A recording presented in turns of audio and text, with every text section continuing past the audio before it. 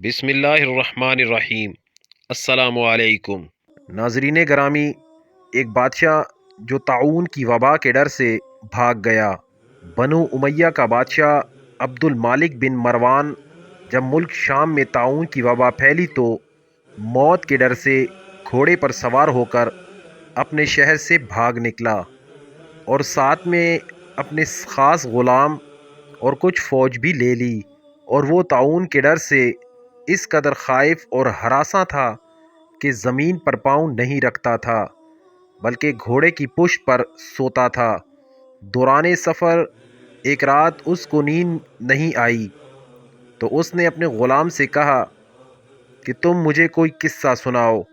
تو ہوشیار غلام نے بادشاہ کو نصیحت کرنے کا موقع پا کر یہ قصہ سنایا کہ ایک لومڑی اپنی جان کی حفاظت کے لیے ایک شیر کی خدمت گزاری کیا کرتی تھی، تو کوئی درندہ شیر کی ہیبت کی وجہ سے لومڑی کی طرف دیکھ نہیں سکتا تھا، اور لومڑی نہایت ہی خوفی اور اطمینان سے شیر کے ساتھ زندگی بسر کرتی تھی۔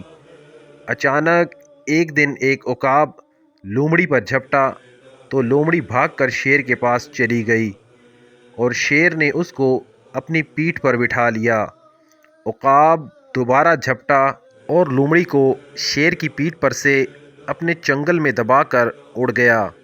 لومڑی چلا چلا کر شیر سے فریاد کرنے لگی تو شیر نے کہا کہ اے لومڑی، میں زمین پر رہنے والے درندوں سے تیری حفاظت کر سکتا ہوں، لیکن آسمان کی طرف حملہ کرنے والوں سے میں تجھے نہیں بچا سکتا۔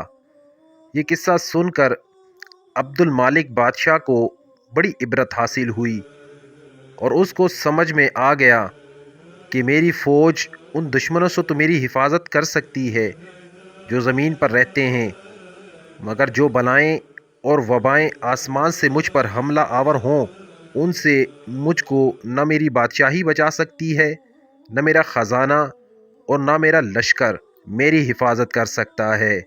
آسمانی بلاؤں سے بچانے والا تو خدا کے سوا اور کوئی نہیں ہو سکتا۔ یہ سوچ کر عبد المالک بادشاہ کے دل سے طاعون کا خوف جاتا رہا اور وہ رضائے الہی پر راضی ہو کر سکون اور اطمینان کے ساتھ اپنے شاہی محل میں رہنے لگا۔ السلام۔